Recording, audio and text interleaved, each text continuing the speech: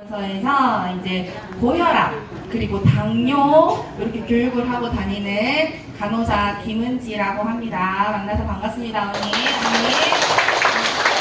시원이 하시는 분. 나 당뇨 약 먹고 있어요. 조금 계신가 그죠? 당뇨가 뭔지 아시는 설명하실 수 있으신 분 있어요? 손 내리시고.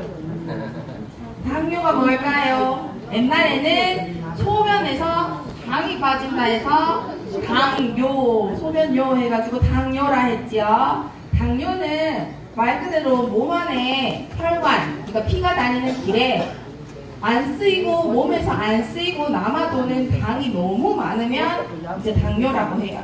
그런데 그 당뇨가 너무 많으면 문제가 돼요. 우리 몸은 포도당을 먹고 일을 하는 기관이지만 얘들이 적정히 있으면 몸에 활력도 돌고 기력도 있고 하지만 너무 많으면 걔가 이제 신체, 몸을 갉아먹기 시작해요. 그래서 우리 질병이 잘 생기는데 보시면 우리나라의 30세 이상 어르신들 중에 30세 이상 남자는 12.8, 여자는 9.1인데 이거 너무 어려워요.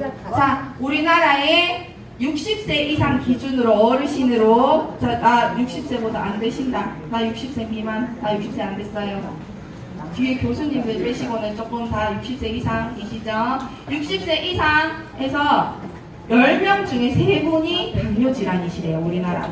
그래서 생각보다 조금 많아요, 그죠? 생각보다 많은데 당뇨가 올 수 있는 위험한 요인 왜 올까? 유전, 내 위에 아버님, 어머님, 내 선대가 당뇨가 있거나 나이가 60세 이상 되거나 이거 두 개는 내가 어떻게 할 수가 없어. 바꿀 수 없는 요인이에요. 근데 요 노란 동그라미 안에 있는 고혈압이 있다거나 이상 고지혈증, 피에 노폐물이 많은 고지혈증, 그리고 나 뚱뚱하다 아니면은 많이 먹는다, 아니면 술, 담배 한다, 스트레스 많이 받는 체질이다 하시면 효소인 인슐린이 잘 분비가 안 돼서 노화로 인한 당뇨가 오는 경우가 많아요.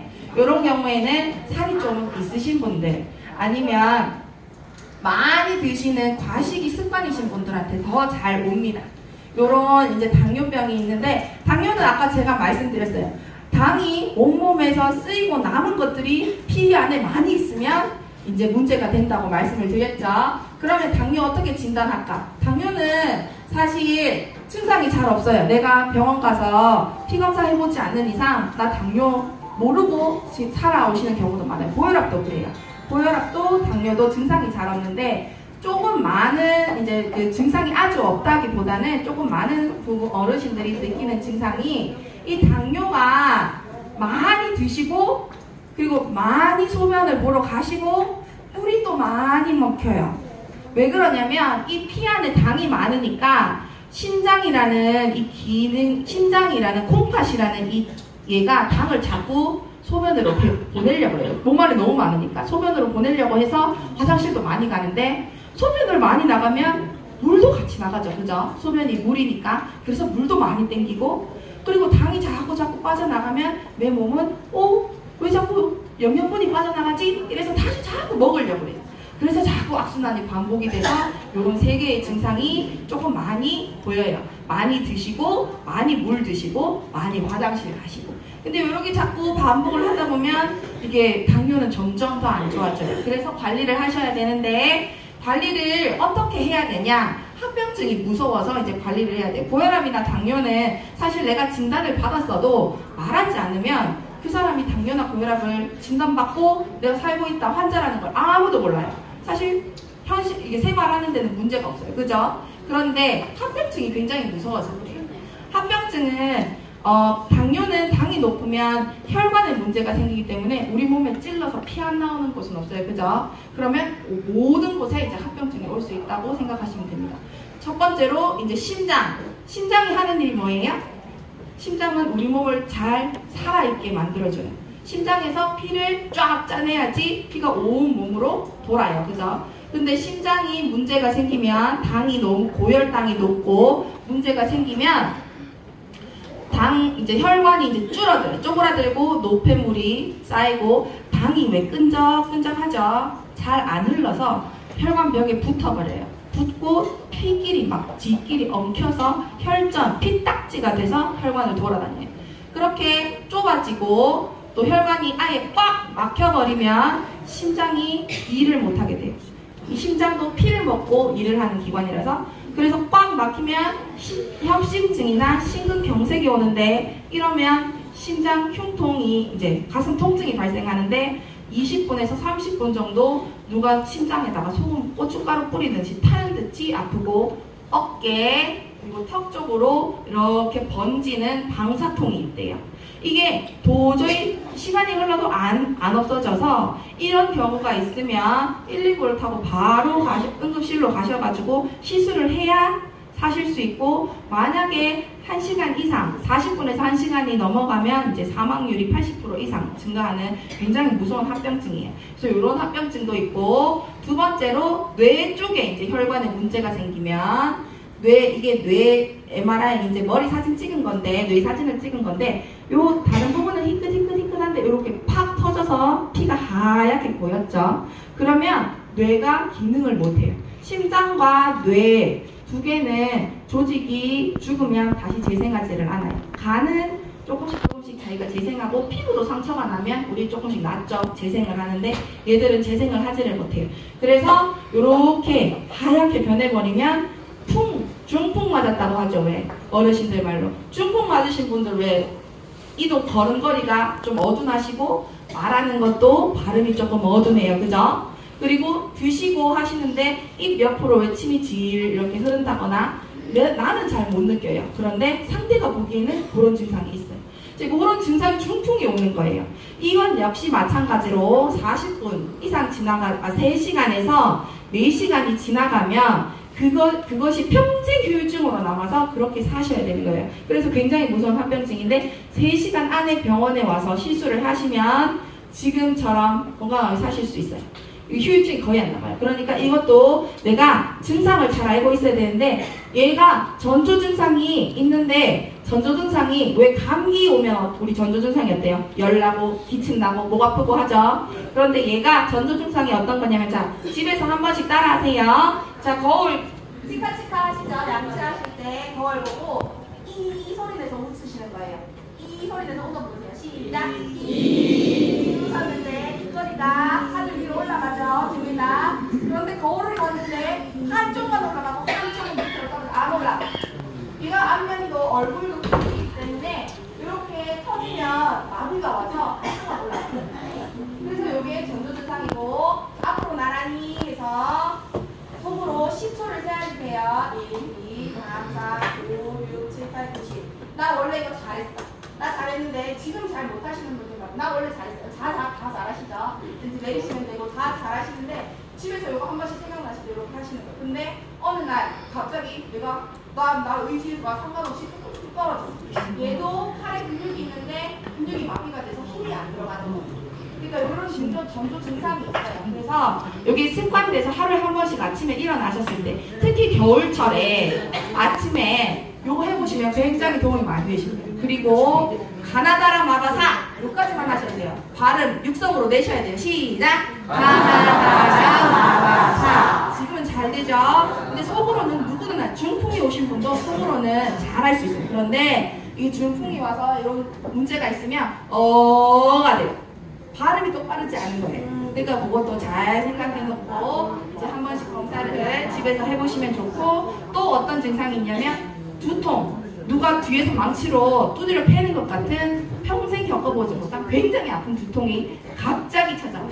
제가 말씀드린 이런 마비 증상도 하루 아침에 어느 순간 갑자기 와요. 천천히 진행되는 것이 아니고 갑자기 오니까 되다가 안 되면 의심해 보셔야 돼요. 그러면 바로 병원 가셔야 돼요. 자, 이렇게 또 있으시고 콩팥, 쟤도 이 콩팥이 하는 일이 우리 몸에 노폐물을 쫙 걸러서 소변으로 이제 배출을 하는 일인데 요 콩팥이 요 놈이 하필이면 전부 혈관 덩어리예요. 그래서 이제 당뇨가 지속되면 심장이 망가져서 나중에는 아예 못 쓰게 되면 이렇게 투석이라는 걸 하게 돼요. 투석 혹시 들어보신 분? 들어보셨죠? 내 몸의 피를 다 빼서 요런 여과기에 쫙 돌려서 다시 내 몸에 넣는 건데 요게 한 일주일에 3번에서 4번을 가셔야 되고 한 번 하실 때 3-4시간이 걸려요. 그래서 삶의 질이 굉장히 많이 떨어져요.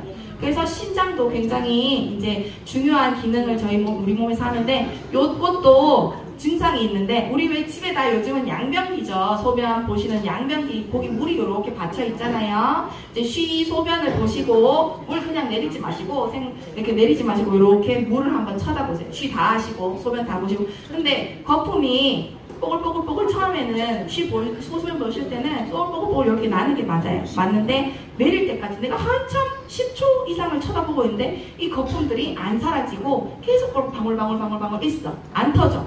그러면 심장에 문제가 있어. 단백질이 빠지는 거예요. 심장에 문제가 있다는 전조 증상일 수도 있어요. 몸이 굉장히 피곤하거나 감기가 심하게 걸린 경우에도 심장에 이제 무리가 있어서 그런 증상이 있을 수가 있어요. 그러니까 한 번씩 그렇게 알고 계시고 쳐다보시면 더 좋으시고요. 신경이 문제가 또 생겨요. 당뇨가 오래되신 분들은 말초신경 끝으로 가는 신경들이 조금 무뎌져요. 그래서 굳어지고 박수를 칠 때 우리 박수 어떻게 쳐요? 짝짝짝짝짝 소리 나죠? 그런데 당뇨가 오래되시고 이제 손끝이 굳으신 분들은 소리가 이렇게 이게 불가라 이렇게 그러니까 손도 발도 마사지를 한 번씩 조금씩 해주시는 게 도움이 굉장히 많이 됩니다. 그리고 눈 녹내장, 백내장 들어보셨지요? 네. 안과 질환 중에 실명할 수 있는 질환 1위가 녹내장이에요. 녹내장 굉장히 무서워서 백내장이랑 같이 수술도 많이 하시고 오는 걸로 제가 알고 있는데 그러면 실명 2위는 뭘까요? 실명 2위가 당뇨로 올 수 있는 안질환이에요. 그런데 이건 잘 모르세요. 당뇨로 눈에도 합병증이 올 수 있다는 걸 잘 모르셔. 눈에도 우리가 사물을 보는 망막이라는 곳에도 실핏줄이 이렇게 지나가요. 깨끗하게 지나가야 되는데 실핏줄이 당이 있어서 핏줄이 터져버린 거예요. 그래서 이렇게 피가 터져버린 거예요. 이렇게 되면 이렇게 뭔가가 가리고 있는 것처럼 보이는 거예요. 노화는 그릿하게 보이고 멀리 보면 잘 보인다 하더라고요. 그런데 요거는 이제 아예 눈 시력이 없어지는 거예요. 실명할 수 있는 굉장히 무서운 질환이고 다섯 번째 이게 고혈압이랑 다른 합병증 중에 하나인데 앞에 제가 설명드린 합병증들은 고혈압도 마찬가지예요. 고혈압이 있으신 분들은 그런 합병증이 올 수 있다고 생각해 주시면 좋고 고혈압 플러스 당뇨 혹은 당뇨만 있으신 분들은 요 발도 잘 보셔야 돼요. 왜냐하면 아까 제가 말씀드렸다시피 손끝 발끝으로 가는 말초신경 혈관들이 잘 감각이 덜해져요. 그러니까 좀 둔해진다 하죠. 그래서 무좀 아니면 생채기 이런 거 하나에도 감염이 잘 되고 피에 당이 많으니까 세균들이 좋아해. 그러니까 세균들이 잘 안 나요. 감염 자체가 잘 안 나와서 그거 하나에도 썩어 들어가서 나중에는 처음에는 발가락 자르고 두 번째는 발목 자르고 세 번째는 무릎 자르고 이렇게 점점 올라와요. 그러니까 상처가 안 나도록 굉장히 주의하셔야 되고 아까 말씀드렸다시피 마사지가 중요하고 건조하게 깨끗하게 잘 관리하시고 하시는 게 중요합니다. 그리고 참고사항만 말씀드리면 우리 어머님 아버님들 신발 사실 때 언제 사러 가세요? 시간대 나 오전에 갑니다. 오후에 갑니다. 아니면 매장 닦았는데 이저 옷이 마음에 드네. 저거 사야 되겠다. 이래가지고 마구잡이로 삽니다. 혹시 언제 사시나요? 오후에. 맞아요. 오후에 사야 돼요. 왜냐면 우리는 서서 다니죠. 피가 밑으로 많이 쏠리죠. 밤이 되면 오후로 갈수록 발이 많이 똥똥 불어요. 조금. 그래서 오후에 늦은 시간에 신발을 사면 좀 넉넉하게 살 수 있어서 발이 쪼이지 않고 편한 신발을 살 수 있어요. 오후에 사시는 게 조금 더 좋으시고 그리고 이게 발목이라 생각하면 발목 돌리기, 발목으로 내 이름 쓰기 이 정도만 하셔도 굉장히 효과가 좋아요. 당이 있으시거나 혈압이 있으신 분들 다 이런 이제 스트레칭 운동의 하나니까 잘 해주시면 되고 그러면 당뇨를 어떻게 관리를 해야 하나? 약을 당뇨나 고혈압이나 진단을 받으셨으면 규칙적인 시간에 약을 잘 챙겨 드셔야 돼요. 약 잘 챙겨 드시고 식사 잘 하시고 식사 관리는 우리 영양사 선생님이 제가 끝나고 한 번 더 해드릴 거고요. 운동은 내가 무릎에 허리에 무리가 없다 싶으면 걷는 것 아니면 계단 올라가는 것이 가장 좋아요. 그리고 내려오실 때는 관절에도 무리가 있고 위험하니까 엘리베이터 타고 내려오시고 올라가는 거 위주로 하시면 굉장히 도움이 됩니다. 자, 그러면 당뇨 환자 진단 받으시면 혈당 조절이 얼마나 돼야 되나? 보통 이제 당뇨병을 진단 안 받으시고 그냥 정상, 난 아직 당뇨 아니고 당뇨병 아니다 하시면 정상 수치는 공복, 그러니까 밤에 푹 주무시고 일어나셨을 때 아무것도 안 드시고 딱 피 딱 재가지고 쟀을 때 120, 80에서 120 사이. 그리고 식사하시고 첫술, 아침 식사를 7시에 했다가 기준이 아니고 아침 식사 첫술을 7시에 떴다가 기준이에요. 식사 처음 딱 하시면서부터 혈당은 오르니까 아침 첫술 시간으로부터 2시간 이후에 160 밑으로 140 밑으로 이제 체크되시면 정상인데, 만약에 당뇨를 진단을 받았으면 그 사이를 유지하는 게 좋아요.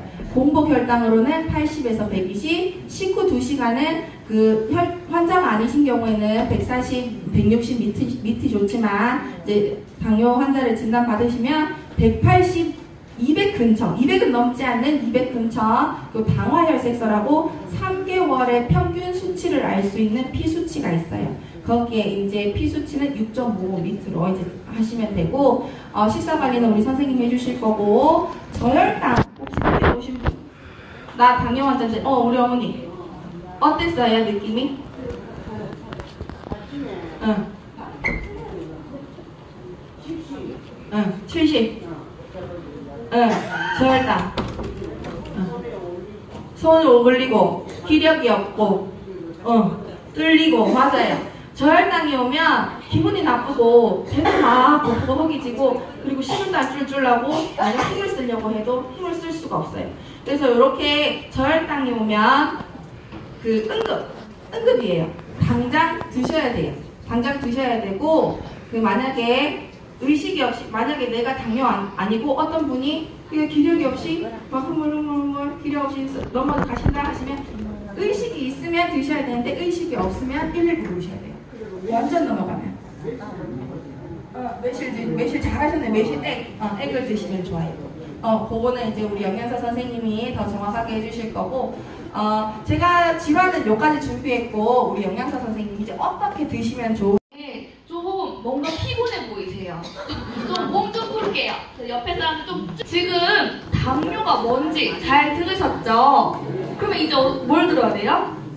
어떻게 관리를 해야 되는지, 식사 관리에 대해서 알려드리도록 할게요. 당뇨는 당뇨만 있는 사람이 이렇게 먹어야 된다 그게 아니에요. 자, 나는 건강하고 싶다. 건강하고 싶다. 다 건강하고 싶다. 식사는 당뇨 있는 사람만 하는 치료식이 아니라 건강에 관심 있는 사람들은 모두 다 같이 하는 좋은 식사법이에요. 그러니까 잘 들어주세요. 네.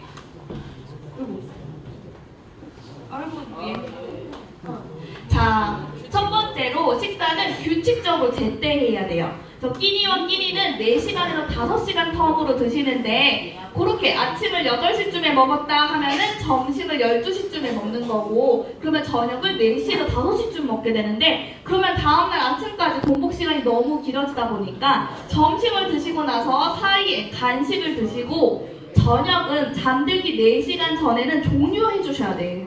그래서 4시간 동안 얘가 충분히 소화를 시킨 다음에 잠자리에 들으셔야 되는데, 우린 어때요?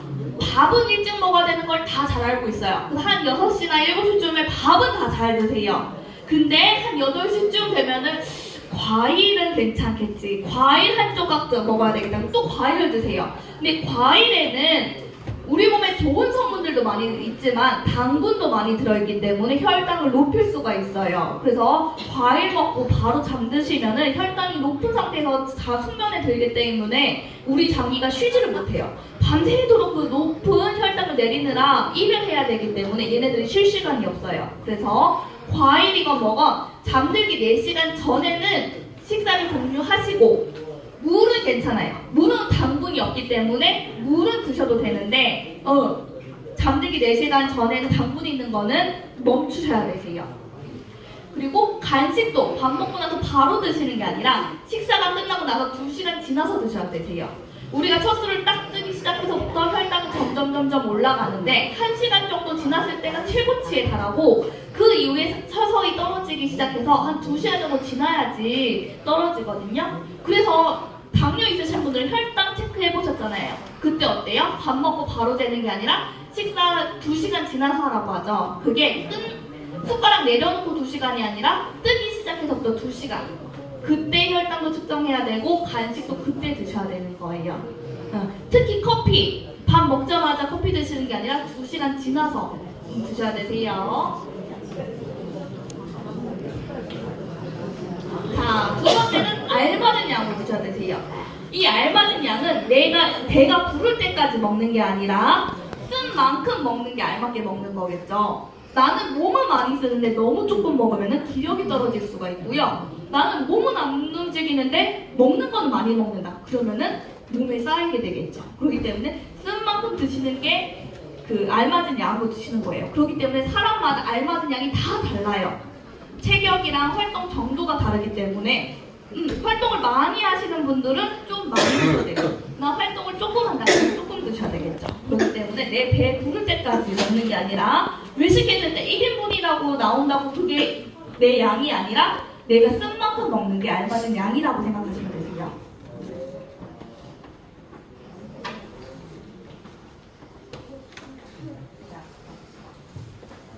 자, 세 번째는 골고루 드셔야 되세요. 골고루 드시라고 했더니 식탁 위에 반찬 가짓수만 많이 올려요. 그게 골고루가 아니라 영양소가 비슷한 식품끼리 묶은 거를 식품군이라고 하는데 6가지가 있어요. 그거를 매 끼니 한 가지씩은 드셔주시는 게 골고루 드시는 거예요. 그래서 공유군은 밥, 빵, 감자, 고구마, 옥수수, 국수, 떡 이런 게 공유군 해당이 돼요. 탄수화물이고요. 100% 혈당으로 다 전환이 돼요. 그렇기 때문에 얘네들은 반드시 하루에 드셔야 되는 양을 지켜주셔야 되세요. 근데 우리는 어때요? 밥은 밥이고 감자는 간식이고 그죠? 그러면 안 된다는 거예요.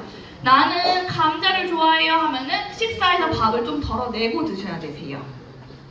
그 다음에 어육류군 고기, 생선, 달걀, 콩, 두부 이런 게 있는데 얘네들은 단백질이에요. 이 단백질은 50% 혈당으로 전환이 되니까 탄수화물보다는 혈당으로 전환되는 게 좀 낫죠. 얘네들은 뼈를 구성하는데 근육을 만드는데 꼭 필요하기 때문에 단백질도 챙겨 드셔야 되세요. 근데 특히 우리 어머님들은 야채는 많이 드시는데 이 단백질을 잘 안 드시더라고요. 근데 얘도 우리 몸에 꼭 필요한 거니까 매 끼니에 손바닥 크기만큼은 드셔주셔야 되세요. 채소는 우리 많이 먹고 있다고 생각을 하는데 차리는 건 많은데 실질적으로 내 입으로 들어오는 거는 부족하다고 해요. 그러니까 이 채소의 섭취를 늘리려면은 쌈채소를 이용하는 게 가장 좋더라고요. 쌈채소 넣고 밥 넣고 반찬 넣고 쌈장은 안 넣는 거예요. 쌈장 대신에 그 반찬으로 먹는 거죠. 그렇게 해서 먹으면은 싱겁게도 먹을 수도 있고 야채도 많이 먹을 수 있고 일석이조예요. 그리고 또 지방은 따로 신경 쓰지 않아도 되는 게 우리가 나물 무칠 때, 볶을 때 다 기름 들어가죠. 그러니까 얘네들은 따로 신경 쓰지 않으셔도 돼요.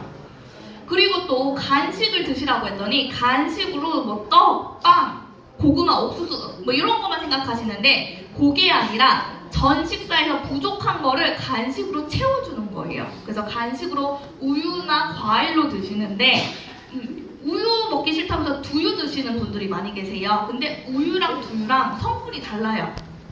우유는 칼슘이 많다고도 알고 계시죠? 두유는 뭐로 만들었어요? 콩! 그러니까 콩은 여기 단백질에 해당이 되는 거예요. 그러니까 우유도 드시고 두유도 드시고 요즘에 나 우유 먹으면은 설사해요, 배 아파요 하시는 분들은 요즘에 소화가 잘 되는 우유라고 해가지고서는 그거를 조금 개선한 우유가 따로 나오거든요. 그런 걸 이용하셔도 되시고요. 굳이 나는 우유가 안 맞아서 많이 못 먹겠다 하시는 분들은 안 먹는 것보다는 이렇게 한 숟가락이라도 드시면서 점점 양을 늘려가시는 방법도 있어요.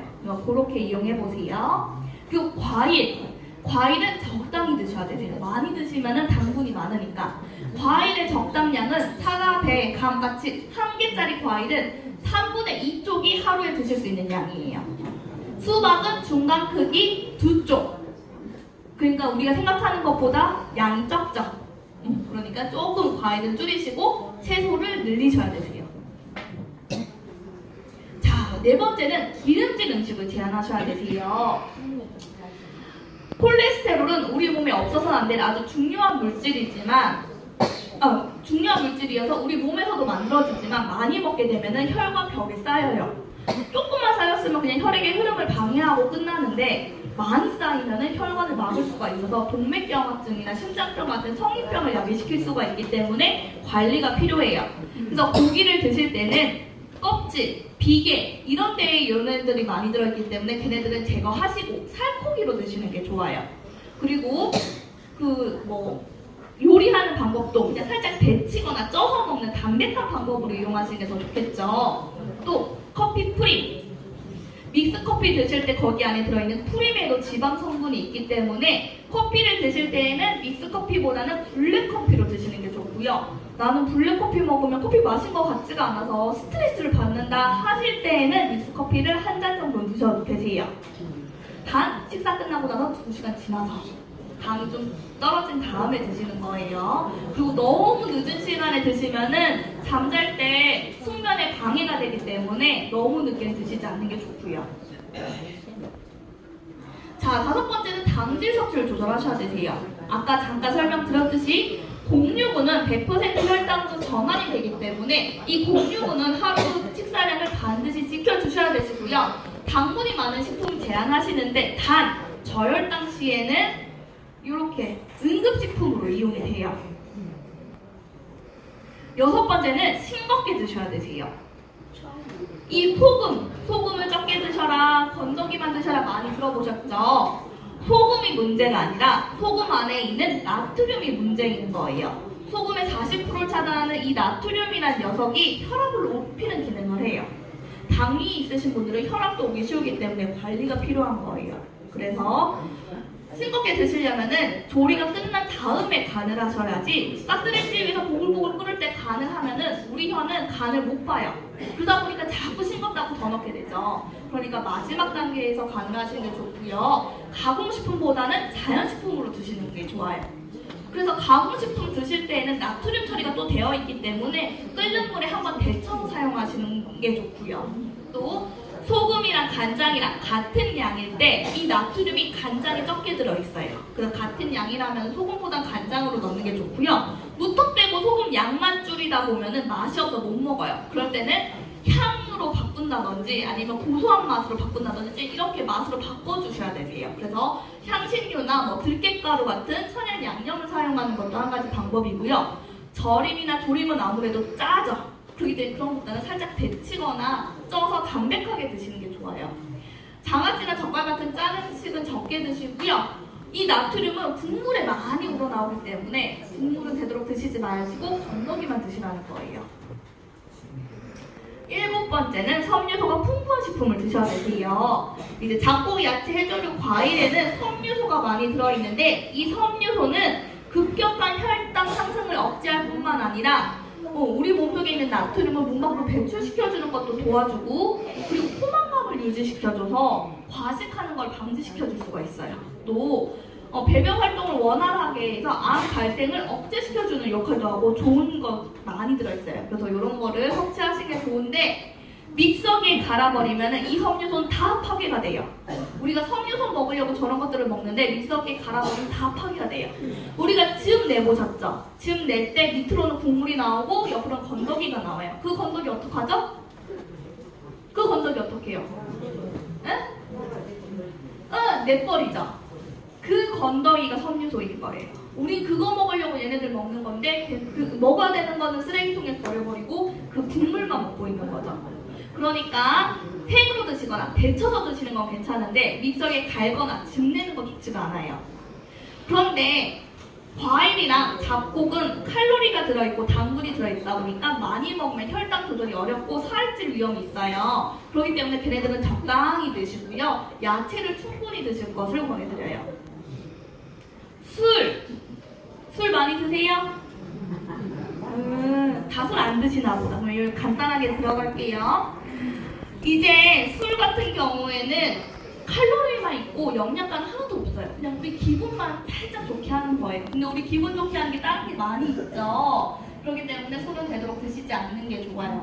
근데 특히나 공복이나 운동 직후에는 저혈당이 올 수 있으므로 반드시 금주하셔야 되시고요. 혈당 조절이 잘 되고 간이 건강하고 비만하지 않으시는 분에 한해서 아버님들은 하루에 2잔, 어머님들은 하루에 1잔, 소주잔에 맥주잔이 허용이 돼요. 이렇게 설명드렸더니 그냥 술 끊으라는 얘기가 똑같다고 하시더라고요. 그래서 내가 이렇게까지는 못 지키겠다 하시는 분들은 내가 지금 먹고 있는 양이나 횟수를 조금은 줄여주셔야지 열심히 교육 들을 효과가 있는 거죠. 또 당질을 포함한 알코올엔 뭐가 있을까요? 막걸리 뭐로 만들었어요? 쌀, 포도주는 포도, 다 당분이 들어있는 술이죠. 그런 것들은 더 조심하셔야 된다는 거예요. 자, 식생활 혈당 관리 어떻게 할 수 있을지 살펴볼게요. 우리가 또 하나 알아야 되는 게 이 당지수라는 거예요. 이 당지수는 GI 지수라고 하는데 식후 특정 식품에 들어있는 흡수 속도를 반영한 수치로서 고당지수일수록 빠르게 혈당으로 전환이 되고 빠르게 혈당으로 전환이 되면 빠르게 또 지방으로 전환이 돼서 우리 몸에 쌓이게 돼요. 그래서 건강에 관심이 많으신 분들은 저당지수 식품을 드시는 게 좋겠죠. 근데 여기 앞에 나와 있는 이 숫자를 외우시는 건 의미가 없어요. 얘네들은 참 희한하게도 덜 익혔느냐, 알맞게 익혔느냐, 더 익혔느냐에 따라서 숫자가 변해버려요. 그래서 우리는 낮추는 요령을 알아야 되는데 이 당지수를 낮추려면은 흰밥보다는 잡곡밥으로, 잡곡밥 중에서도 맵쌀을 선택하시는 게 좋아요. 섬유 함량이 높은 식품을 선택하시는 게 좋고요. 또 이거 섬유소는 믹서기에 갈아버리면 안 된다고 했죠. 그러니까 생 그대로 드시거나 데쳐서 드시는 게 좋아요. 또 조리할 때 우리 초밥 드셔보셨죠? 초밥 먹으면 약간 새콤하잖아요. 그 정도로 이제 음식할 때 레몬즙이나 식초를 자주 이용하면 이 당지수를 낮출 수가 있다고 해요. 또한 신선한 재료를 선택하시는 게 좋고요. 조리 시간을 짧게 하시는 게 좋아요. 밥이랑 죽이랑 뭘 더 오래 끓여야 돼요? 죽! 그렇기 때문에 밥보다 죽이 이 당지수가 더 높아요. 그런데 우리는 어때요? 밥은 이제 많이 먹으면 안 된다고 생각을 해요. 근데 죽은 뒤돌아서면 배고프다고 생각을 해가지고 많이 먹게 되잖아요. 그렇기 때문에 죽도 드실 때는 나한테 알맞은 양만큼 정해서 드셔야 된다는 거예요. 또 밥이랑 떡이랑 어떤 게 더 오랫동안 해야 돼요? 떡! 그렇기 때문에 떡, 인절미 3쪽이랑 밥 3분의 1 공기랑 같은 양이에요. 근데 우리는 어때요? 밥은 밥이고 떡은 간식이라고 하면서 간식을 밥보다 더 많이 먹죠. 그러니까 떡도 그렇게 조심하셔야 된다는 거예요. 그리고 마트에 갈 때 늘 내가 사던 것만 사는 게 아니라 몸에 좋다는 거 사는 게 아니라 나한테 뭐가 좋은지 선택을 해야 돼요. 잘 보셔야 되는데 이 식품에는 다 영양 성분표가 나와 있어요. 그래서 내가 혈압이 높다 할 때는 나트륨 숫자가 적어서 조그맣게 써 있어서 보기는 힘들어도 내가 혈압이 있다 하면은 나트륨이 적은 거 구입하셔야 되시고요. 나는 당이 있다 할 때는 당류, 탄수화물 숫자가 적은 거 구입하시는 게 좋고 나는 고지혈증 약을 먹는다 할 때는 이렇게 지방 양을 좀 적은 거 구입하시는 게 좋겠죠. 한 예로 두유 많이 사시잖아요. 간식으로. 두유 사러 가면은 저 멀리서부터 검정색 박스로 있는 게 막 콩그림도 있고 뭐가 많이 들어있다고 하니까 그게 좋을 것 같아. 하지만 당뇨가 있으신 분들은 그 검은 콩 두유에는 당분이 일반 두유보다 더 많이 들어있어요. 그렇기 때문에 잘 보셔야 되세요. 자, 저혈당 증상 아까 전에 배웠죠? 저혈당 증상이 뭔지 알았으니까 이제 대처를 해야 돼요. 그래서 단순 당질 음식을 드시는데 설탕이나 꿀 1숟가락이나 요구르트 1개, 사탕 3, 4개, 가당 과일 주스 반컵 정도가 해당이 돼요. 근데 빨리 올리고 싶다면 액체로 된 거를 드시는 게 좋아요. 그래서 내가 갑자기 마트를 지나가다가 저혈당이 빠졌다 할 때는 마트에 들어가서 제일 조그마한 요구르트 그거 하나 사다 드시면 빠르게 혈당이 오르고요. 나는 갑자기 차 타고 가다가 마트에 못 갈 상황인데 갑자기 저혈당이 빠졌다 할 때는 사탕을 드셔야 되니까 사탕을 늘 지니고 다니시는 게 좋아요. 근데 힘이 빠지니까 사탕 까먹을 힘도 없다고 해요. 그러니까 늘 같이 다니시는 분이 계시다 하면은 그 분한테 미리 알려주세요. 내가 당뇨가 있는데 혹시라도 이렇게 막 저혈당에 빠지면 식은땀도 흘리고 힘도 쭉 빠질 수가 있다. 그러니까 그때는 내 가방 어디에 사탕이 들어있을 테니까 그걸 좀 까서 내 입에 넣어달라. 이렇게 하셔야 되세요. 근데 이건 초기 증상이고 나는 의식이 없다 할 때는 음식물 먹이시면 안 돼요. 그럴 땐 바로 119 불러서 가셔야 되세요.